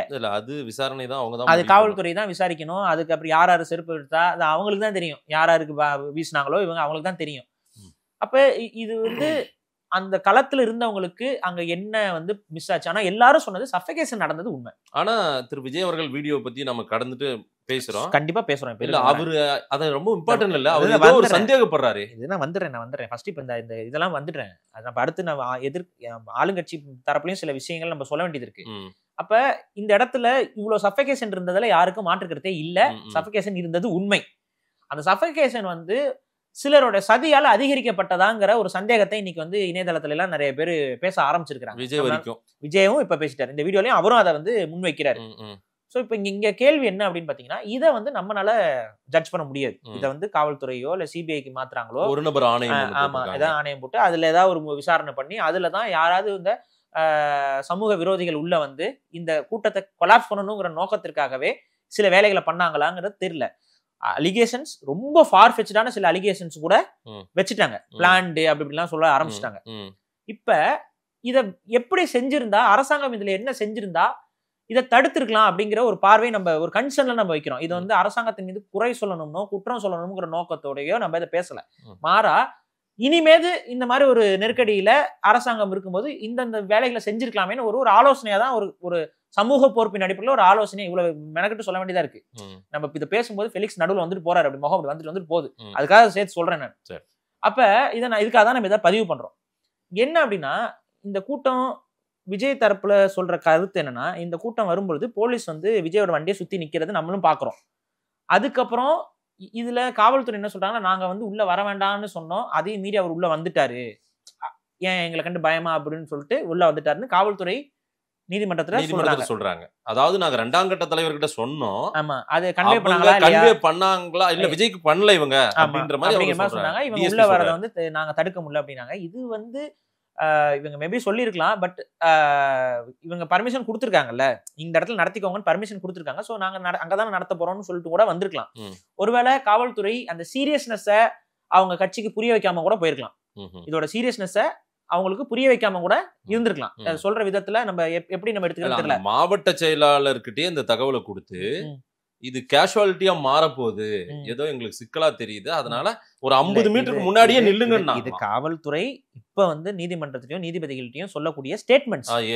இது எல்லாமே அப்சல்யூட்டா அப்படியே உண்மையா நடந்திருக்கும்னு நம்ம எங்கேயுமே எடுத்துக்க முடியாது. வாச்சாத்தி படுகொலை எல்லாம் தமிழ்நாட்டுல நடந்திருக்குது, உங்களுக்கு தெரியும். ஸோ அங்கெல்லாம் போலீஸ் என்னென்ன ஸ்டேட்மெண்ட்ஸ் கொடுத்தாங்கன்னா நமக்கு தெரியும். ஸோ அதனால காவல்துறை சொல்றது அப்படியே 100% அப்படின்னு நான் சொல்ல வரல. இங்க என்னன்னா இப்ப காவல்துறையோட எக்ஸ்பிளனேஷன் இதுவா இருக்கு. அங்க காவல்துறை அதை சீரியஸா எடுத்துட்டு சொன்னாங்களா இல்லையான்னு நமக்கு தெரியாது. இப்ப இங்க பிரச்சனை என்ன அப்படின்னு பாத்தீங்கன்னா, இந்த ஒரு நெருக்கடி வருது, இங்க வந்து ஒரு இஷ்யூ ஆகுதுங்கும் பொழுது அது கன்வே செய்யப்படணும். அதுல யார் மிஸ் பண்ணாங்கன்னு தெரியல. ஆனா இனிமேல் நடக்கிற கூட்டத்துல காவல்துறை வந்து இங்க ரொம்ப பெரிய பிரச்சனை ஆகும் அப்படின்னா அவங்க ஃபுல் ஃபோர்ஸை பயன்படுத்தியாச்சும் அவங்க அதை தடுக்க பார்க்கணும். இல்லைங்க, திரு விஜய் அவர்கள் திருச்சியில பிரச்சாரம் தொடங்கினார்ல, மரக்கடை, அங்க இருந்தே அவர் சொல்ற டைமுக்கு போறது இல்ல. அதே போல அவர் 6 மணி நேரம் 5 மணி நேரம் ரோட் ஷோ பண்றாரு. இதான் சொல்லியாச்சு. இதுக்கு வந்து ஒரு தடையே விதிச்சிருந்தால் கூட இவ்வளவு பெரிய இது வந்திருக்காரு. ஆனா அது என்னன்னா, அவர் அவர் வண்டியில ஏறிட்ட உடனே என்ன கையை தூக்க வேணான்றாங்க, காலை தூக்க வேணான்றாங்க. நான் இன்னொன்னு சொல்றேன். இப்ப இந்த காவல்துறையில ஆரம்பத்துல கொடுத்த சில விஷயங்கள் என்னன்னு பாத்தீங்கன்னா, இந்த ஒரு குறிப்பிட்ட அந்த ரவுண்டானா பக்கத்துல தான் இவங்க ஃபர்ஸ்ட் ப்ரிஃபரன்ஸா கேட்டிருக்காங்க. இது வந்து காவல்துறை தான் என்ன சொல்லிருப்பாங்க, இந்த இடத்துல எங்களால கொடுக்க முடியாது, நீங்க வேற ஒரு இடத்துக்கு ஃப்ரெஷ்ஷா திரும்ப கொடுங்கன்னு கேட்பாங்க. இதுதான் ப்ரொசீஜர். இது எல்லா அரசியல் கட்சிக்கும் தெரியும். எல்லா அரசியல்ல போயிட்டு ஒரு கூட்டம் நடத்துறதுக்கு பர்மிஷன் கேட்கிற அத்தனை பேருக்கும் இது தெரியும். என்ன கேட்போம், ஒரு இடத்துல கொடுங்கன்னு கேட்போம், இங்க கொடுக்க முடியாது, இந்த இடத்த நாங்க கொடுக்குறோம்னு அவங்க சொல்லுவாங்க. அதுக்கும் ஃப்ரெஷ்ஷா கொடுங்கன்னு கேட்பாங்க. நம்ம திரும்ப ஃப்ரெஷ்ஷா எல்லாத்தையும் எழுதி கொடுப்போம், அதுக்கு தான் அப்ரூவ் பண்ணுவாங்க. இதுதான் ப்ரொசீஜர். இது உடனே வந்து காவல்துறை கொடுத்த இடத்துல தான் நாங்க நடத்தணும் அப்படின்னு சொன்ன உடனே காவல்துறை தரப்புல என்ன சொன்னாங்க, இவங்க கேட்ட இடத்துல தான் நாங்க கொடுத்தோம்ட்டாங்க. அதை வந்து ரொம்ப இவங்க கொடுக்கல. அப்புறம் அவங்க முன்னாடி போட்ட அந்த அறிக்கையை காமிக்கிறாங்க, நாங்க இதெல்லாம் கையெழுத்து போட்டு கொடுத்தோம், நீங்க வந்து அதை வாங்கிக்கல அப்படிங்கிறது. ஸோ உங்களுக்கே தெரியுது இங்க உள்ள வந்து இந்த மிஸ்டேக்ஸ் வந்து இது ஒருத்தங்களை பிளேம் பண்ற விஷயமா இல்ல. டிவிக்கேவே எல்லாம் தப்பு அப்படின்னு நான் சொல்ல முடியாது. இதுல ஒரு சில விஷயங்களை இனிமேது கண்ணு கருத்துமா காவல்துறை 40 உயிர்கள் போயிருக்கு, இனிமேல் கண்ணு கருத்துமா காவல்துறை பார்க்கணும். இதுல ஒரு பெரிய இடத்தை கொடுக்காம ஒரு சின்ன இடத்தை கொடுக்குறோம் அப்படிங்கிறதுக்கு பின்னாடி வேற எந்த எக்ஸ்பிளனேஷன் இருக்க முடியாது. ஏன்னா விஜய் அவர்கள் ஒவ்வொரு ஊரா கூட்டத்தை காட்டிட்டு வர்றாரு. கரூர் தான் வந்து கூட்டம் அப்படின்னா கூட நாங்க கொஞ்சம் அண்டர்ஸ்டிமேட் பண்ணிட்டோம்னு நம்ம சொல்லலாம். 5-6வது கூட்டம் அது. ஆமா, அப்ப விஜய் வராரு அப்படின்னா அங்க ஒரு 30,000 பேர் வந்து கண்டிப்பா வராங்க அப்படிங்கறத நம்மளால உறுதி செஞ்சிட முடியும். இல்ல அவங்க எஸ்டிமேட்டே வெறும் 10,000 பேர் தான் வருவாங்கன்னு அவங்க அறிக்கையில கொடுத்ததா அது பரவுது. இந்த எஸ்டிமேட் பண்றது கம்மியா தான் சொல்லுவாங்க, நமக்கு தெரியாது. ஏன்னா நம்மளோட பொட்டன்ஷியல் என்னங்கிறது நிறைய பேருக்கு தெரியாது. ஸோ கம்மியா தான் சொல்லியிருப்பாங்க. கம்மியா சொன்னோடனே அவங்க கரெக்டான இடத்த கொடுக்குறாங்க அப்படி நம்ம எடுத்துக்க முடியாது. ஏன்னா காவல்துறை கிட்ட உளவுத்துறை இருக்கு, இவ்வளவு பேர் வந்துருவாங்க, இவ்வளவு பேர் இடத்துல இருந்துலாம் வந்துட்டு இருக்காங்க, எல்லாமே மானிட்டர் பண்றாங்க. ஸோ கூட்டம் வந்து கண்டிப்பா 10,000 நிக்க போறது இல்ல, இது அதிகமா தான் போகுது. அப்ப ஒரு நான் என்ன சொல்றேன்னாங்க, 10,000 பேர் வரேன்னு சொல்றாங்களே, ஏன் காவல்துறை 30,000 பேர் கன்சிடர் பண்ணுங்கிறேன் நானு. 10,000 பேர் வராங்க, 10,000 பேருக்கான ஃபோர்ஸை விட, ஏன்னா நான் சொல்றேன்னா இதே ஒரு போராட்டம் அறிவிங்களே, ஒரு போராட்டம் மட்டும் அறிவிங்களே, காவல்துறை எவ்வளவு பேர் 10 பேரை வருவாங்க. இங்க இப்ப திராவிட இயக்கத்துல எல்லாம் சில போராட்டம் பண்ணாங்கன்னா 30 இயக்கங்கள் சேர்ந்து மாபெரும் போராட்டம்னு இப்படிலாம் அறிவிச்சாங்கல்ல. 30 இயக்கங்கள் சொல்லி 15 பேர் தான் வருவாங்க, 15 இயக்கங்களே அப்ஸ்காண்ட் ஆயிருவாங்க. அப்படி அவங்க வருவாங்க. இந்த 15 பேருக்காக எத்தனை காவல்துறை இருக்குன்னு நீங்க நினைக்கிறீங்க? உங்களுக்கு நீங்க பாத்திருப்பீங்க காட்சிகளை. இந்த 15 பேரை கைது பண்றதுக்கு காவல்துறை ஒரு 200 பேரை கொண்டு வந்து நிப்பாட்டிருக்கோம். இதுதான் அந்த ரேஷியோவா தான் காவல்துறை இப்படிதான் எப்பவுமே செயல்படுது, நம்ம பார்த்திருக்கோம். ஆனா உண்மையிலேயே காவல்துறை இந்த கூட்டத்துல, விஜய் அவரோட கூட்டத்துல போதுமான அளவு ஃபோர்ஸ் இல்லைங்கிறத நம்மளால பார்க்க முடியும். 500 போலீசஸ் இருந்தாங்க. 30,000 பேருக்கு 500 பத்தாது இல்ல, புரியுதுங்களா? அடுத்து சொன்னது நாங்க இந்த பிரச்சனை ஆனதுக்கு அப்புறம் 2000 காவலர்கள் வந்துட்டாங்க அப்படின்னு.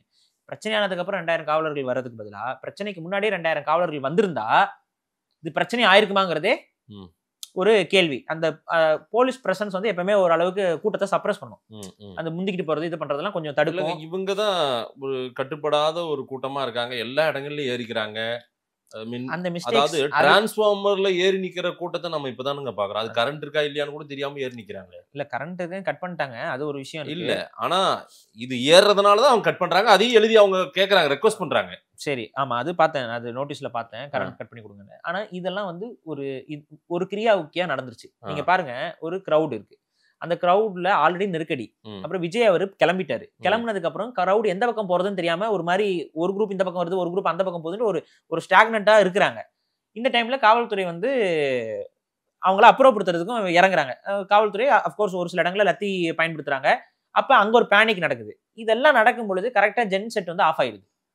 ஜென் செட் இவங்க ஏதோ மால் ஃபங்க்ஷனா இருக்கலாம், இல்ல வந்து யாராவது கூட நல்லதுக்காக கூட ஆஃப் பண்ணிருக்கலாம், கரண்ட்ல அடிச்சிட போறாங்கன்னு சொல்லி கூட. ஏன்னா அந்த கம்பிகள் கிட்ட எல்லாம் போறாங்க மக்கள், நீங்க பாத்திருக்கீங்க. அந்த ஜென் செட்ல அந்த லைட்ஸ் எல்லாமே ஆடுது. இல்ல அவங்க எல்லாம் ஒதுங்கிறதுக்கு இடம் இல்லாம அப்ப ஒயர் மேல பக்கத்துல நிக்கும் போது கரண்ட் அடிச்சுட்டா என்ன பண்றதுன்னு ஒரு பதட்டத்துல ஆஃப் பண்ணிருக்கலாம். நமக்கு தெரியாது அங்க என்ன நடந்துச்சு என்னெல்லாம். இதெல்லாம் விசாரணைக்கு அப்புறம் தான் தெரியும். யார் ஆஃப் பண்ணாங்கன்னு பார்த்து கண்டுபிடிச்சு அப்புறம் தான் தெரிய வரும். இப்ப நம்ம எல்லாம் யூகிச்சு பேச முடியாது. ஆனா துரதிருஷ்டவசமா லைட்டும் ஆஃப் ஆகுது.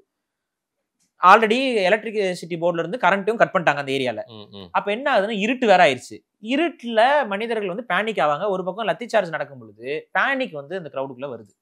இந்த பேனிக்ல எந்த பக்கம் போறது எந்த பக்கம் சாயறது எதுவுமே தெரியல. இஷ்டமேனிக்கு மக்கள் வந்து அங்க ஓட ஆரம்பிக்கிறாங்க, நடக்க ஆரம்பிக்கிறாங்க. கீழே விழுந்தாங்க கூட. மறுநாள் மின்சார வாரியத்துல இருந்து கொடுக்குற அறிவிப்பு, நாங்க எந்த மின் தடையும் இல்ல அந்த பகுதியில, நாங்க மின்சாரம் அது நீங்க அது வந்து மின்சாரத்தை ரத்து பண்ணலைன்னு சொல்றது வந்து நம்ம ஏத்துக்க முடியாது. ஏன்னா ட்ரோன் ஷாட்ஸ் இருக்கு. என்ன ஈரோடு மக்கள்லாம் அவ்வளவு கஞ்சத்தனமா வந்து லைட் ஆஃப் பண்ணிக்கிட்டாங்களா சொல்லுங்க?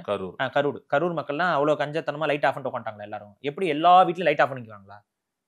அது இருக்குல்ல. நீங்க இந்த ட்ரோன் ஷாட்ஸ் இருக்கு இல்லைங்க, ஜென் செட் மட்டும்தாங்க லைட்டு. நீங்க விஜய் அங்க பேசிட்டு கலந்து போறாரு, ட்ரோன் வீடியோஸ் எடுத்துட்டு இருக்கு, ரெண்டு பக்கமும் கரு கும்முன்னு இருக்குது. அந்த ஒரு ரோட்ல மட்டும்தான் வெளிச்சம் இருக்கு. அது ஜென் செட்டோட வெளிச்சம். நிறைய பேர் என்கிட்ட சொன்னது என்னன்னா, அந்த கூட்டத்துல கலந்துக்கிட்டவங்க அந்த வெளிச்சத்தை நோக்கியே நிறைய பேர் இந்த ஜென் செட்டுக்காக வந்தாங்கன்னு சொல்றாங்க. இருட்டுல எந்த பக்கம் போறதுன்னு தெரியாம வெளிச்சம் இருக்க பக்கம் போவோம்ட்டு. அது ஒரு சென்ஸ். ஏன்னா இருட்டா இருக்கு ஒரு பக்கம், இந்த பக்கம் வெளிச்சம் இருக்கு, இந்த வெளிச்சத்துல போய் நின்னுக்கிட்டோம்னா கொஞ்சம் சேஃபா இருக்கலாம்னு சொல்லி இருட்டுல எங்க போய் விழுகுறதுன்னு தெரியாம வெளிச்சத்தை நோக்கி வந்தாங்கன்னு சொல்றாங்க. அப்புறம் அங்கேயும் கரண்ட் ஆஃப் ஆனோம், அங்கேயும் லைட் ஆஃப் ஆனோடனே ஒரு பக்கம் போலீஸ் என்ன பண்றதுன்னு தெரியாம ஒரு பேனிக் நடந்திருக்கு. இந்த பேனிக் சிச்சுவேஷன்ல மக்கள் 40 பேர். இது வந்து ஒரு சாதாரண விஷயம் இல்ல. இது விஜய்க்கு மட்டும் இல்ல, ஒட்டுமொத்த தமிழ்நாட்டுக்கும் தமிழக அரசியல் கட்சிகளுக்குமே இது ஒரு பெரிய பாடம். இதை தவிர்த்திருக்க முடிஞ்சிருக்கும். யாராவது ஒரு தரப்பு வந்து கொஞ்சம் சூதாரிச்சிருந்தா கூட, இதுல இப்ப சொன்ன அந்த ஈவெண்ட்ஸ்ல ஏதாவது ஒரு ஈவெண்ட் நடக்காம இருந்திருந்தா கூட இந்த இவ்வளவு பெரிய இழப்பை கடந்து போயிருக்கலாம்.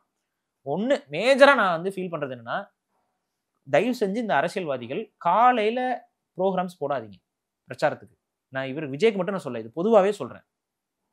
பொட்ட வெயில்ல போயிட்டு நிக்கிறது உங்களுக்கு வேணா ஓகேவா இருக்கலாம், ஆனா எல்லாருக்கும் அது ஓகேவா இருக்குன்னு சொல்ல முடியாது. வெயில் இல்லாத நேரங்கள்ல எல்லா அரசியல் ஈவெண்ட்டுமே ஒரு 5 மணிக்கு மேல நீங்க அந்த வெயில் தாள நீங்க ஆரம்பிச்சீங்கன்னா இதுல வர இந்த இது எதுவுமே நடந்திருக்காது. நீட்டா அது சஃபகேஷன் வராது, காற்று குளிர்ந்த காற்று ஆயிரும். ஆட்டோமேட்டிக்கா வந்து அது மக்களுக்கு பிரச்சனை இல்லாத ஒரு சிச்சுவேஷன் உருவாக்கும். அப்ப இந்த கரண்ட் இதெல்லாம், ஆனா அப்கோர்ஸ் இந்த எலக்ட்ரிசிட்டி இதுல எல்லாம் வந்துட்டு லைட்டு இதெல்லாம் கொஞ்சம் சிக்கல் தான். ஆனா இன்னைக்கு எல்லார் கையிலயும் செல்போன் இதெல்லாம் இருக்கு. ஸோ வந்து இருட்டாயிருச்சு அப்படின்லாம் சொல்லிட முடியாது. எல்லாருக்கிட்டையும் ஃபோன் இருக்குல்ல, அது வீடியோ எடுக்கிறாங்க, டக்குன்னு செல்போன்ல டார்ச் அடிச்சா கூட உங்களை பாதுகாத்துக்கிற அளவுக்கான லைட் வெளிச்சம் வந்துடும். அதே மாதிரி ஒரு கூட்டத்தில் இருக்க எல்லாருமே செல்போன் டார்ச் அடிச்சா அதுவே வெளிச்சமாயிரும். புரியுதுங்களா? ஸோ இந்த மாதிரியான விஷயங்கள் இருக்கு, இதை மனசுல வச்சுக்கோங்க. இன்னொன்னு, இந்த அளவுக்கு கிரௌடை காட்டி ஒரு அரசியல் செய்யறதுன்னு ஒன்று இருக்குல்ல, அதை எல்லாருமே கைவிடணும். அது வந்து ஒரு ஆரோக்கியமான அரசியலா நான் பார்க்கல. இதெல்லாம் இந்த ஒரு மனநிலை. ஆனா மக்களுக்கு அது தேவைப்படுது, அதுவும் எனக்கு தெரியுது. பட் கொஞ்சம் மாற்றம் தேவைப்படுது. நம்ம எல்லாருமே கொஞ்சம் வேற திசையில யோசிக்கணும். நம்ம மேலேயும் ஒரு பெரிய தப்பு இருக்குங்க. ஒரு பத்திரிகையாளர் இதுல பேசுற நமக்கும் ஒரு பெரிய தப்பு இருக்கு. ரீசன் என்ன, விஜயவாட்டு வீட்டுல இருந்தாரு, அவர் வாட்டு பனையூர்ல இருப்பாரு, அவராடு அப்பப்போ வெளியில வந்துட்டு தலையை காமிச்சிட்டு போயிட்டு இருந்தாரு. நம்மலாம் வந்து அவரை ரொம்பவே சீண்டி அவர் ஈகோவை சொரிஞ்சு நீங்க ரோட்டுக்கு வான்னு கூப்பிட்டு, நான் இப்போ ஒன்றும் இல்லை, உங்களுக்கே தெரியும், தூய்மை பணியாளர் பிரச்சனை அப்போ கூட நம்ம எல்லாரும் என்ன சொல்லிட்டு இருந்தோம், அவர் ஏன் நேரா வரல. இப்ப அங்க இந்த பிரச்சனையா இருந்தா என்ன இருக்கும் அவருக்கு, யோசிங்க. அப்ப உண்மையிலேயே அவருக்கு பெரிய ரசிகர் கூட்டம் இருக்கு. அந்த ரசிகர் கூட்டம் பக்குவப்படாத கூட்டமா இருக்குது, அவருக்கே தெரியுது. அது அரசியலுக்கு வந்து என்னென்ன டேஞ்சர், அது ரெண்டாவது விவாதம். ஆனா கூட்டமா கூடும்போது ஒரு டேஞ்சர் இருக்கு. அதுல கொஞ்சம் கூட இல்ல இவங்க அரசியலுக்கு வந்தாவே டேஞ்சர் தானா? இவங்க அரசியலுக்கு வந்ததுக்கு அப்புறம் இந்த மாதிரி பக்குவம் இல்லாம நடந்துக்கும் பொழுது அது எந்த மாதிரியான டேஞ்சர்ஸ் உருவாக்கும்ங்கிறத மக்கள் புரிஞ்சுக்கணும். புரியுதுங்களா? நீங்க அரசியலுக்கே வரல, இது இன்னும் ஜெயிக்காம உங்ககிட்ட அதிகாரம் இல்லாம இருக்கும்போதே இந்த அளவுக்கு ஒரு ஒழுங்குமுறையை பின்பற்ற தெரியாத கூட்டமாக வளர்ந்து நிக்கிறாங்க. இப்போ சப்போஸ் அவங்க நாளைக்கு ஜெயிச்சு வந்துட்டாங்க அப்படின்னா அதிகாரமும் அவங்க கைக்கு வந்துருச்சு. இது எப்படி இருக்கும்? அது உண்மையிலேயே நமக்கு ஒரு அச்சத்தை உருவாக்குது. உங்க பேச்சை கேட்கறதா இருந்தாலும் பரவாயில்ல, விஜய் சொன்னா ஏய் சைலண்ட் அப்படின்னு கத்துறான்னு வைங்க, அந்த பத்திரிகையாளர்லாம் சைலண்ட் கத்துனார்ல, அந்த மாதிரி சைலண்ட்னு கத்துனாருன்னா எல்லாரும் கப்புச்சுப்புன்னு அடங்கிடுறாங்க, அமைதியாயிடுறாங்க, விலகி போங்கன்னா விலகி போயிடுறாங்க. அந்த அளவுக்கு ராணுவ கட்டுப்பாடு. ஒரு சில அவங்களோட கட்சிக்காரங்களே சொன்னாங்க ராணுவ ஒழுங்கோடு இருக்குது அப்படிங்கிறாங்கல்ல, அந்த ராணுவ ஒழுங்குனா அதுதான் ராணுவ ஒழுங்கு. எல்லாம் அமைதியா இருங்கன்னா அமைதியா இருக்கணும். இங்க இது செய்ய முடியுமா? விஜயால பண்ண முடியாது. அமைதியா இருக்கனாலும் கத்திக்கிட்டு இருப்பான். மேல அவர் முன்னாடியே மேல மரத்துல ஏறுறான், வண்டியில ஏறுறான், அவர் வண்டியில ஏறுறாங்க, அவர் வண்டி வந்துட்டு இருக்கு, ஒருத்தன் ஒரு உயிர் போயிருக்குங்க, அவர் பைக்ல வந்து விழுகிறான் முன்னாடி சைட்ல. சரி, கொலை நடந்துருச்சு, இங்க முழுக்க முழுக்க 30 பேர் 40 பேர்னு செத்துக்கிட்டு இருக்காங்கன்னு செய்தி வந்துகிட்டு இருக்கு. விஜய் அவர்கள், நான் அதையும் சொல்றேன், அவர் அங்க போனது வந்து பேசுறேன், விஜய் அவர் அங்க போயிடுறாரு, சென்னைக்கு வந்துடுறாரு. சென்னையில இருந்து விஜய் வீட்டுக்கு வர வரைக்கும் பாத்தீங்களா? அந்த வீடியோ பாத்தீங்களா? இல்ல, அது பழைய வீடியோ காட்சிகள். அது என்னன்னு தெரியல. திரும்ப ஒரு கூட்டம் இல்ல அது அதே வண்டி தான், அது பழைய வீடியோ காட்சி இல்ல, திரும்பவும் ஒரு பெரும் கூட்டம் தான் அவரை ஃபாலோ பண்ணிட்டு வருது. ஃபாலோ பண்றது சொல்றேன். ஆமா, பைக்ல ஃபாலோ பண்ணிட்டு வரல. ஆனா அவர் ஃளைட்ல இருந்து இறங்கி வந்து இல்ல சிரிச்சு, அது வந்து வதந்தி, அத நான் சொல்லல. நான் சொல்றது இவர் தெரியவே இல்லை நமக்கு, அந்த வண்டி ஃபுல்லா கருப்பா இருக்குது, ஒன்னும் தெரியல. ஆனா அந்த வண்டியில அவர் திரும்ப வீட்டுக்கு போறாரு, பனையூர் வீட்டுக்கு. இங்க அதுக்குள்ள இங்க டெத் எல்லாம் நடந்துருது. சுத்தி இருக்க தொண்டர்களுக்கு அறிவே இல்ல, திரும்பவும் அதே மாதிரி கையை தூக்கிட்டு ஆடிக்கிட்டே வராங்க. ஒரு வருத்தத்தை கூட அவங்களுக்கு வெளிப்படுத்த தெரியல. அவங்களுக்கு நியூஸ் போயிருக்கும் இல்ல, அவங்க பாத்துட்டாங்க எல்லாரும். விஜய் வந்து கூனி குறுக்கி தான் போறாரு, எனக்கு அதுல மாற்றுக்கிறது இல்ல. உண்மையாவே விஜய் வருந்திருப்பாருங்கிறதுல எனக்கு மாற்றுக்கிறது இல்ல. காரணம் என்னன்னா, அவர் அந்த பிரஸ்காரங்கள் எல்லாம் கடந்து அந்த ஃபிளைட் ஏறதுக்கு முன்னாடி போகும்போது அவருடைய நடையிலேயே ஒரு ஒரு அவர் ஒரு உடஞ்சு போயிருக்காருங்கிறது நமக்கு தெரியுது. நம்ம ஒன்றும் அப்படியே ஃபுல்லா விஜய் மேல பிளேம போடல, ஆனா உடஞ்சிருக்காரு. இல்ல, அவரு சென்னை வந்திருக்க கூடாதுன்ற ஒரு பார்வையும் சொல்றாங்க. இல்ல, அது நம்ம தவிர்க்க முடியாது. ஏன்னா சப்போஸ் அவர் கரூர்ல இருக்கான்னு வைங்க, இன்னைக்கு விஜய் தரப்புல சொல்லப்படுற டிவிகே தரப்புல சொல்லப்படுற கருத்துக்கள் ஒரு விதத்துல உண்மையா இருக்குன்னு வச்சுக்குவோம். விஜய் அங்க இருக்கிறது அவருக்கு அது சேஃபா? சந்தேகம், விஜய் எழுப்புற சந்தேகம், அந்த சந்தேகத்தின் அடிப்படையில் பார்த்தா ஒண்ணு திருச்சியிலாவது அங்க இது பண்ணி இருந்திருக்கலாம் அப்படின்னு. அவரை பொறுத்த வரைக்கும் அவர் இங்க சென்னைக்கு வந்ததுதான் அவருக்கான லீகல் விங்கும் அவரோட பாதுகாப்பு விங்கும் கண்டிப்பா சொல்லியிருப்பாங்க, சென்னைக்கு போயிருங்க, அங்க இருந்து நம்ம லீகலா தான் ஏதாவது பார்க்க முடியும். என்னுடைய ஒரே ஒரு கன்சர்ன் என்னன்னா, இன்னைக்கு விட்ட வீடியோ அவர் வண்டியில இருந்து விட்டுருக்கணும். எந்த வண்டியில போய் அவரு டிராவல்ல இந்த உயிரிழப்பு நடந்துருச்சுன்னு நியூஸ்ல போயிட்டு இருக்கும் போதே இன்னைக்கு விட்ட வீடியோ அன்னைக்கு நைட் வந்திருக்கும். இது ரொம்ப காலதாமதமா இந்த காட்சி வருது. ஏன் இவ்வளவு காலம் எடுத்துக்கிட்டதா? அது தவறான அட்வைஸா இருக்கலாம். அவர் கூட இருக்கவங்க சிச்சுவேஷனை ஒழுங்கா புரிஞ்சுக்காம ஒரு தவறான வழிகாட்டல் அவருக்கு கொடுத்துருக்கலாம். என்னை பொறுத்த வரைக்கும் நீங்க வந்து பிரஸ்ஸை சந்திக்கணும்னு நான் சொல்லல. ஏன்னா பிரஸ் வந்து கண்டிப்பா எதிர்கட்சிக்காரங்க இருப்பாங்க, அவங்க வந்து உங்ககிட்ட உங்களை ஸ்டிமுலேட் பண்ற மாதிரியோ இல்ல உங்களை வந்து அடிக்க வர்ற மாதிரி கூட பண்ணலாம், என்ன வேணாலும் செட் பண்ணலாம். நம்ம இங்க அரசியல்ல பாத்துருக்கோம், அரசியல் தலைவர்கள் கேள்விதானுங்க கேட்க போறாங்க. அரசியல் தலைவர்களுக்கு நடந்த அவமானங்கள்ல இன்னைக்கு ஜெயலலிதாக்கெல்லாம் என்னென்னலாம் நடந்திருக்குன்னு உங்களுக்கு தெரியும்ல. அப்ப இங்க அரசியல் தலைவர்களாக இருக்கும் பொழுது அது எல்லாத்துக்குமே அவங்க விஜயம் விதிவிலக்கெல்லாம் கிடையாது. அவர் அரசியலுங்கிற ஒரு இதுக்குள்ள வந்துட்டாரு. அப்ப கண்டிப்பா அங்க வந்து பிரஸ்ஸை சந்திக்கிறாருன்னு வச்சுக்கோமே, அங்க வந்து ஆல்ரெடி அவரே அவர் என்ன இதுல இருக்காருன்னு சொல்ல முடியாது, அழுகலாம், இது பண்ணலாம். அவர் வாட்டு வந்து பிரஸ்ஸை சந்திச்சு பேசிலான்ட்டு வந்துட்டு இவங்க வந்து குறுக்க முறுக்க நீ இப்படி கொண்டுட்டியே, ஒன்னாலதானே செத்தாங்கன்னு கேள்வி கேட்டா என்ன பதில் வரும் அவர்கிட்ட இருந்து? இப்படி எல்லாம் கேட்டுருவாங்க. சோ இது அவர் அவாய்ட் பண்ண, பிரஸ் அவாய்ட் பண்ணது கரெக்ட். அவர் சென்னைக்கு அவங்க அட்வைஸை கேட்டு வந்ததும் ஓகே. பட் வர வழியில ஒரு வீடியோவை அவர் கொடுத்திருந்தா அவர் மேல வைக்கக்கூடிய இந்த பிரச்சனை இருக்குல்ல, 2 நாளா என்ன பண்ணிட்டு இருந்தீங்கிற மாதிரி ஒரு இது இருந்திருக்காது. அன்னைக்கே அவரோட கன்சர்ன் வெளிப்பட்டிருக்கும், வித் எமோஷன்ஸோட வெளிப்பட்டிருக்கும். அவரோட மனசுல பட்டதை அவர் பேசியிருப்பாரு. அதை கொஞ்சம் கரெக்டா பக்குவமா அவர் கூட இருந்து இப்படி சொல்லிருங்க அப்படி சொல்லிருங்கன்னு பேசியிருந்து அதை டிஸ்கஸ் பண்ணிட்டு அவர் வண்டியில வந்து ட்வீட் போட்டார்ல, அவர் அந்த வேலை தானே ட்வீட் நடந்திருக்கு. ட்வீட்டுக்கு பதிலா ஒரு மக்கள் வந்து விஜய் ஒரு முகத்தை பார்த்து அவருடைய எமோஷன்ஸ் என்னன்னு தெரிஞ்சுக்கிறதுக்கு தான் ஆசைப்பட்டாங்க.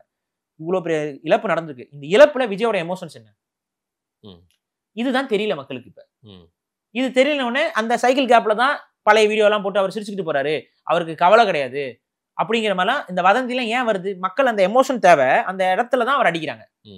இந்த எமோஷன் இன்னைக்கு அவர் வெளிப்படுத்தியிருக்காரு. ஆனா இதை நடந்த அன்னைக்கு டிராவல்ல அவர் சொல்லியிருந்தாருன்னா இது வேற மாதிரி போயிருக்கும். ஒரு சந்தேக பார்வையை வெளிப்படுத்துறாரு, ஒரு சந்தேகத்தை உண்மை ஒரு நாள் வெளிவரும்ன்றாரு. இப்ப இந்த ஊர்ல மட்டும் ஏன் நடக்கணும்? இந்த பர்டிகுலர் வீடியோல அவர் பேசியது வந்து அவர் அங்க நிறுத்தி நிதானமா சில இடங்கள்ல கேமராவை முறைச்சு, அந்த கேமரா முறைக்கல, அந்த இடத்துல யாரை முறைக்கிறாங்கிறது உங்களுக்கே தெரியும். அப்ப அவர் ஓப்பன் அலிகேஷன் வச்சுட்டாரு, ஓப்பன் அலிகேஷன் வச்சுட்டாரு. அவருக்கு வந்து காவல்துறை சொன்ன இடத்துல நாங்க வந்தோம், காவல்துறை சொன்னதைத்தான் நாங்க செஞ்சோம், அப்படி இருந்தும் இவ்வளவு பெரிய இழப்பு ஏற்பட்டிருக்கு அப்படிங்கிறத அவர் சொல்றாரு. சொல்லிட்டு இது வரைக்கும் எங்களோட எந்த கூட்டத்திலும் இந்த மாதிரியான இழப்புகள் எதுவுமே வரல, இங்க மட்டும் கரூர்ல மட்டும் ஏன் வருதுன்னு சொல்லி ஒரு பாஸ் கொடுக்குறாரு, ஒரு நிசப்தத்தை கொடுக்குறாரு. அந்த இடத்துல நம்ம ஃபீல் பண்ணிக்கணும் அவங்க என்ன சொல்ல வராங்கன்ட்டு.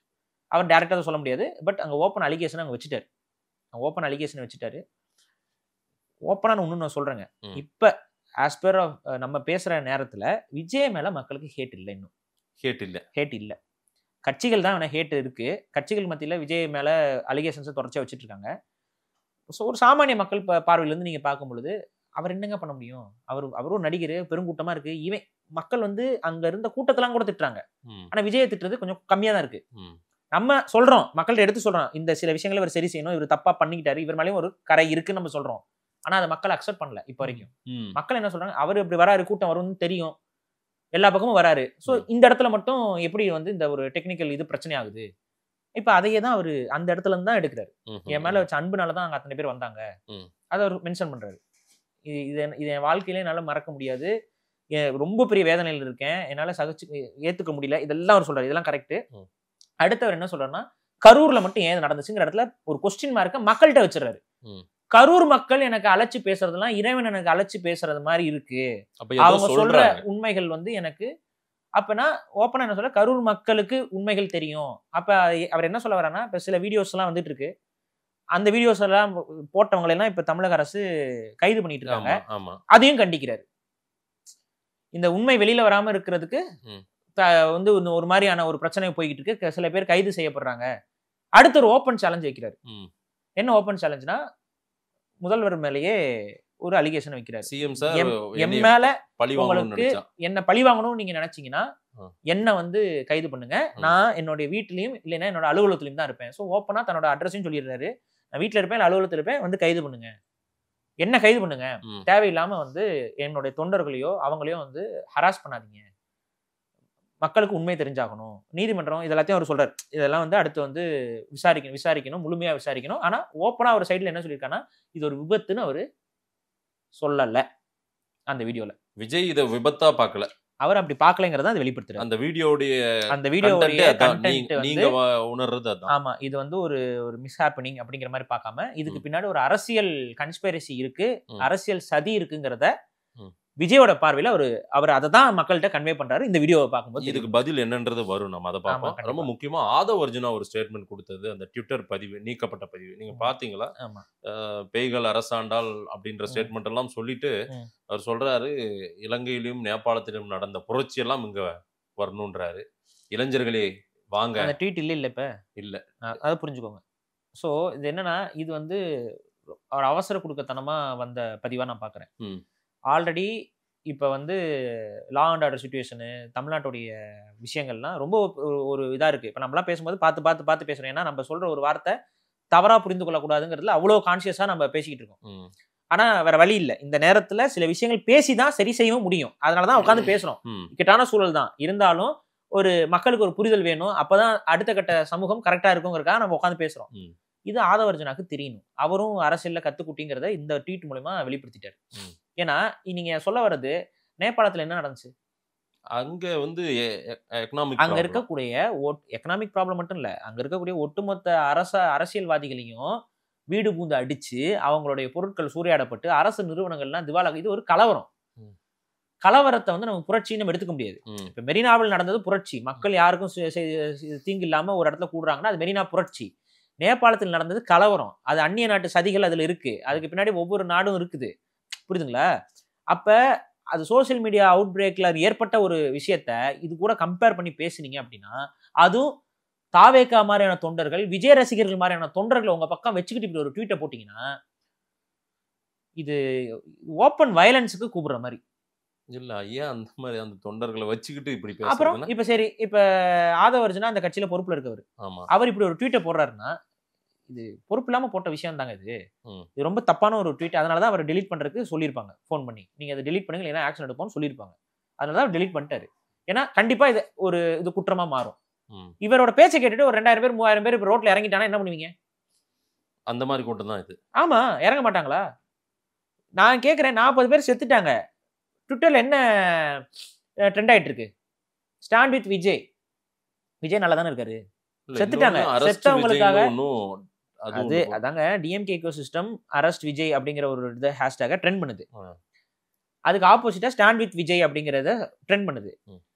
இந்த இடத்துல விஜய் அரெஸ்ட் பண்றதுக்கான முகாந்திரங்கள் வந்து உண்மையிலேயே வந்து கேள்விக்குறிதான். ஏன்னா அவர் வந்து கூட்டத்தை கூட்டல. ஆனா முகாந்திரம் இருக்க ஒரு சிலரையும் அரெஸ்ட் பண்ணிட்டாங்க காவல்துறை.